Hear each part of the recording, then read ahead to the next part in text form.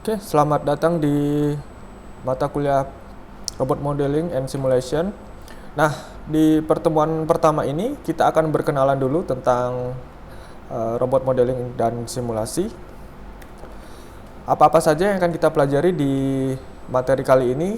Pertama, kita nanti akan belajar apa itu robot modeling and simulation. Lalu kemudian kita akan belajar kenapa kita membutuhkan model simulasi. Dan di sini kita akan berkenalan dengan beberapa robot simulator, kemudian kelebihan dan kekurangannya apa. Lalu kita akan sedikit membahas tentang alur bagaimana membuat robot model. Oke. Nah, apa itu robot modeling dan simulasi? Tujuannya yang pertama itu adalah untuk membuat virtual robot. Kemudian membuat virtual environment. Jadi di sini kita tidak membahas robot saja, tapi juga membahas tentang lingkungannya di mana si robot itu akan ditempatkan. Nah, yang disebut virtual robot itu apa? Virtual robot itu adalah robot yang kita jalankan di sebuah komputer. Jadi robotnya dalam bentuk virtual, tidak dalam bentuk fisik yang bisa dijalankan di real world model. Lalu virtual environment seperti apa? Virtual environment ya sama, lingkungan virtual yang kita desain sedemikian mungkin untuk mendekati atau memiliki kondisi yang sama atau hampir sama dengan real world environment-nya atau lingkungan pada dunia nyatanya. Nah, di virtual environment ini kita bisa melakukan menguji atau mengetes robot kita dari sisi desain, kemudian dari sisi algoritma, dan dari sisi perilakunya. Jadi misalkan Anda mendesain sebuah robot humanoid yang nantinya akan digunakan untuk pertandingan robot sepak bola, di mana lapangannya lapangan karpet. Ya. Nah, di sini kita bisa mensimulasikan robotnya, kemudian membuat environment-nya, yaitu lapangannya, ya, yang terdiri dari karpet, yang karpetnya tersebut mungkin ada agak sedikit soft. Nah, di sini kita nanti akan melihat kira-kira ketika robotnya ditempatkan di virtual environment tersebut, perilakunya seperti apa? Apakah jalannya mulus atau apakah dia akan sering terjatuh? Nah, dari simulasi ini kita bisa kira-kira membayangkan ketika kita membuat robot yang sebetulnya atau yang sesungguhnya itu sifat-sifatnya kira-kira akan kita ketahui di awal ketika kita menggunakan simulasi ini. Nah, kemudian kenapa kita butuh simulasi model ini? Nah, coba bayangkan misalkan Anda ingin membuat sebuah robot Mars rover yang nantinya akan mengeksplorasi planet Mars. Oke. Nah, sementara Anda sekarang berada di bumi, di mana Anda mendesain semuanya di bumi, kemudian membuat robotnya di bumi, lalu Anda akan kirimkan robotnya ke Mars. Nah, problemnya seperti apa? Nah, problemnya adalah seperti ini. Jadi misalkan Mars dan bumi itu memiliki nilai gravitasi yang berbeda. Di Mars nilai gravitasinya 62% lebih rendah daripada di bumi. Jadi misalkan di bumi 9,8, nilai gravitasinya mungkin di Mars sekitar 3, ya. Nah, efeknya apa? Efeknya seperti ini. Jadi kalau Anda melompat di bumi mungkin 1 meter, tapi kalau di Mars itu bisa sampai 3 atau lebih. Nah, ketika Anda mendesain robot, kalau tidak memperhatikan massa dari robot, kemudian desainnya, lalu tidak memperhatikan sensor-sensornya dan algoritma untuk akuisisi sensornya, maka sangat besar kemungkinan robot yang sudah Anda desain tidak bisa digunakan di real world-nya atau di planet Mars. Nah, sekarang kita akan membahas apa-apa saja yang bisa disimulasikan oleh si simulator tersebut. Oke. Nah, simulator pada dasarnya itu akan simulasikan beberapa poin di sini. Yang pertama itu disebut dengan rigid body atau benda padat. Nah, kalau di robot ini adalah link. Nah, sementara kalau di virtual environment atau di lingkungannya ini bisa jadi misalkan obstacle atau gawang kalau di robot humanoid ya. Nah, selain rigid body, kita bisa mensimulasikan aktuator. Kalau di robot disebut dengan joint, baik itu linear joint, prismatic joint, atau revolute joint. Nah, itu bisa kita simulasikan. Kemudian apalagi? Ada beberapa parameter fisik. Nah, seperti gravity ya. Jadi nilai gravity-nya kita bisa set, misalkan kita ingin robotnya digunakan pada planet Mars yang nilai gravity-nya 3. Nah, kita set nilai value gravity-nya 3, maka virtual environment-nya akan sedikit mirip dengan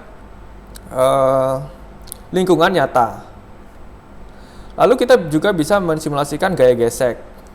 Jadi misalkan tadi kayak robot humanoid yang akan digunakan di lingkungan yang memiliki lantai berkarpet ya, yang lunak, maka gaya geseknya seperti apa di sini kita bisa mensimulasikan juga. Atau kontak.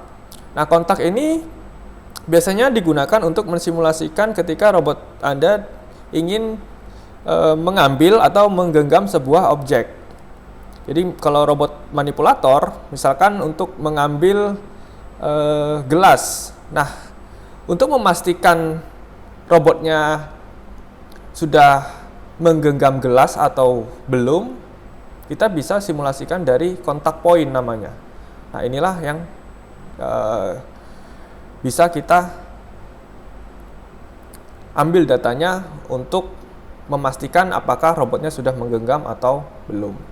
Atau misalkan external force. Contoh robot humanoid. Anda ingin membuat sebuah controller, balance control. Nah, gimana caranya Anda membuat balance control tanpa menggunakan robot yang aslinya atau kita hanya menggunakan virtual robotnya. Nah, caranya kita bisa men-generate yang namanya external force. Jadi si robot ibaratnya diberikan tekanan dari beberapa sisi ya, misalkan dari belakang, samping, depan dengan nilai force tertentu. Nah, di situ sama seperti kita mendorong robot secara fisiknya ya. Nah, ini bisa digunakan misalkan Anda ingin membuat balance control. Nah, kemudian selain itu ada sensor-sensor yang bisa disimulasikan juga. Ada kamera, RGB kamera, depth kamera, IMU, LiDAR, dan masih banyak yang lain yang bisa disimulasikan. Lalu aktuator state ya. Jadi ketika kita mengontrol sebuah joint, kita mengirimkan komen ke joint tersebut. Misalkan komennya berupa posisi yang ingin dicapai. Nah, pada kenyataannya ketika kita mengirimkan komen, tidak pada saat itu juga join menuju posisi yang diinginkan. Nah, bagaimana cara kita mengetahuinya? Antara lain kita bisa mensimulasikan dengan aktuator state ini. Di mana aktuator state ini bisa berisi nilai posisi saat ini, kecepatan saat ini, atau effort. Nah, effort ini kalau dia join-nya revolute atau revolute join, itu adalah torque-nya, tapi kalau linear join itu adalah force-nya atau gayanya. Nah, yang terakhir yang paling penting kita bisa mensimulasikan konsumsi baterainya. Jadi misalkan Anda ingin mendesain sebuah AGV, yang bisa digunakan di lingkungan pabrik. Nah, tentunya si AGV tersebut harus punya fitur auto charging atau auto docking. Nah, bagaimana kita mensimulasikan kalau misalkan baterainya sudah tinggal 30%. Nah, salah satunya bisa menggunakan simulasi ini. Oke. Nah, untuk mensimulasikan hal-hal ini, si software simulasi tersebut membutuhkan yang disebut dengan physics engine. Ya. Physics Engine ini tidak hanya digunakan untuk software simulasi robot, tapi biasanya juga digunakan untuk software untuk membuat game, ya. Jadi tidak hanya di robotik kebutuhannya. Nah, beberapa physics engine yang digunakan di robotics itu bisa dilihat di sini. Pertama ada ODE atau Open Dynamic Engine, lalu ada Ballet, ada SimBody, Dart, Newton Dynamic, dan Physics. Nah, masing-masing physics engine ini punya kelebihan dan kekurangannya sendiri-sendiri. Nah, nanti silahkan dicari kira-kira apa sih kelebihan dan kekurangannya. Oke. Nah, contoh misalkan ODE. ODE ini dia memiliki kelebihan sangat bagus sekali kalau digunakan untuk mensimulasikan robot yang tipenya serial chain. Serial chain maksudnya seperti apa? Maksudnya antara join satu dan join yang lainnya itu saling terhubung. Oke, contoh robot manipulator, kemudian robot humanoid, lalu robot yang memiliki kaki ya, seperti robot KRPAI. Nah, namun untuk robot-robot yang seperti quadcopter yang dia hanya ada satu join kemudian dihubungkan langsung ke propeller, menggunakan ODE ini hasilnya tidak terlalu bagus. Beberapa testimoni dari user itu lebih bagus menggunakan physics engine yang Dart untuk mensimulasikan seperti quadcopter, kemudian contoh lain adalah mobile robot dan lain sebagainya. Nah, jadi masing-masing punya kelebihan dan kekurangannya. Nah, sekarang beberapa simulator yang cukup populer digunakan saat ini itu ada 5 yang saya list di sini, cuman masih banyak lagi yang lain. Pertama, Coppelia Sim ini dulu namanya VRAP. Jadi kalau Anda googling VRAP, nah itu sama dengan Coppelia Sim. Lalu ada Webot. Webot sekarang open source, namun dulu dia berbayar ya.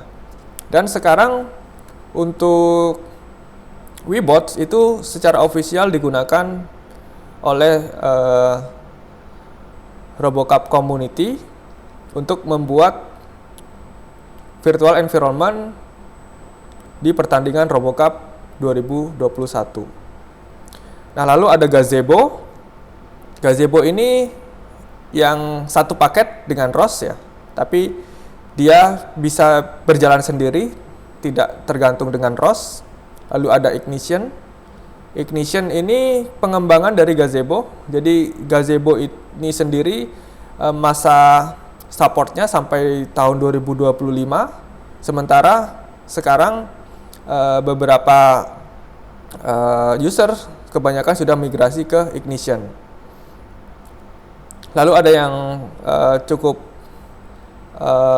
baru, NVIDIA Isaac. Ini sangat bagus sekali karena kalau Anda ingin mensimulasikan robot yang mengandalkan kamera untuk sebagai sensor utamanya, maka Isaac Sim ini memiliki fitur yang sangat bagus ya. Jadi dia bisa merender virtual environment yang sangat mendekati dengan real world-nya. Jadi hasil pembacaan kameranya sangat bagus sekali. Nah, ini beberapa perbandingan antara simulator yang tadi saya sebutkan. Nah, untuk Coppelia Sim, Webot, dan Gazebo ini semuanya support di Windows, Linux, dan macOS. Namun untuk Ignition hanya Linux dan Mac, dan NVIDIA Isaac hanya di Linux saja. Oke. Nah, untuk Gazebo sendiri kalau ingin menginstal di Windows atau di Mac itu harus di-compile dari source. Jadi tidak menyediakan installer yang dalam bentuk exe atau yang siap dieksekusi, tapi Anda harus mengcompile sendiri. Sementara physics engine yang disupport bisa dilihat di sini. Coppelia Sim cukup banyak, ada Ballet, ODE, Vortex Studio, Newton Dynamics. Kalau Webot cukup ada satu saja, ODE. Sementara Gazebo ada 4, ODE, Ballet, SimBody, dan Dart. Sementara Ignition kita bebas menggunakan physics engine apapun. Dengan catatan kita harus menambahkan plugin-nya secara manual ke softwarenya. Sementara untuk NVIDIA ESSEC hanya satu yang disupport, yaitu P6 ini. Nah, untuk interface-nya atau untuk scripting-nya, jadi ketika kita sudah membuat robot modelnya, kita ingin mensimulasikan, misalkan mobile robot ingin menggerakkan robot tersebut supaya berjalan maju. Caranya Anda bisa memanfaatkan scripting dan interface yang ada di simulatornya. Nah, untuk Coppelia Sim itu default scriptingnya menggunakan Lua, ya. Kenapa Lua? Karena cukup ringan sekali. Lalu Anda juga bisa menggunakan external API atau library ya, yang bisa digunakan untuk bahasa pemrograman lain, juga support ROS. Sementara untuk Webot ada C, C++, Java, Python, MATLAB, dan juga ROS. Nah, kemudian Gazebo dan Ignition itu hanya support C++ saja. Jadi kalau Anda tidak ingin menggunakan ROS, maka Anda bisa mensimulasikan robot dengan cara membuat program C++ secara langsung untuk mengakses beberapa fungsi di Gazebo. Sementara NVIDIA ESSEC ada C++, Python, dan ROS. Oke, ini sekilas tentang perbandingan simulator tersebut. Sekarang kita belajar tentang alur permodelan robot. Oke. Nah, di sini saya bagi menjadi dua. Yang pertama adalah mengolah dari desain, 3D design, untuk mengenerate beberapa file di sini. Oke, jadi pertama kita punya desain robot yang telah digambar dengan software apapun, ya. Selanjutnya Anda bisa ekspor menggunakan step file atau mengenerate step filenya supaya bisa diakses oleh software yang kita gunakan nantinya. Nah, dari step file ini nanti kita akan pecah masing-masing linknya, ya. Kita akan pecah masing-masing linknya. Jadi misalkan ada robot humanoid, ya di bagian linknya ada tangan misalkan. Di tangan tersebut ada berapa link? Misalkan ada 4 link. Nah, dari 4 link tersebut harus dipisah-pisah filenya. Oke. Nah, kemudian kita perlu mengganti koordinat sistemnya. Kenapa? Karena biasanya secara default untuk yang software CAD design itu representasi frame-nya berbeda dengan standar di robotics. Nah, kalau di robotics itu aturannya seperti aturan tangan kanan, di mana jempol itu menunjukkan sumbu Z, kemudian telunjuk menunjukkan sumbu X, dan jari tengah menunjukkan sumbu Y. Nah, kita harus sesuaikan dulu koordinat frame-nya sesuai dengan standar di robotik, supaya nanti mudah untuk merepresentasikan modelnya. Kemudian kita bisa menambahkan material, tipe material. Nah, kalau Anda di desain Anda sudah menambahkan ini, maka tidak menjadi masalah. Tapi biasanya ketika Anda mendesain ini, materialnya belum didefinisikan. Jadi misalkan Anda mendesain robot arm menggunakan material 3D print, tipenya ABS. Nah, kita bisa mendefinisikan di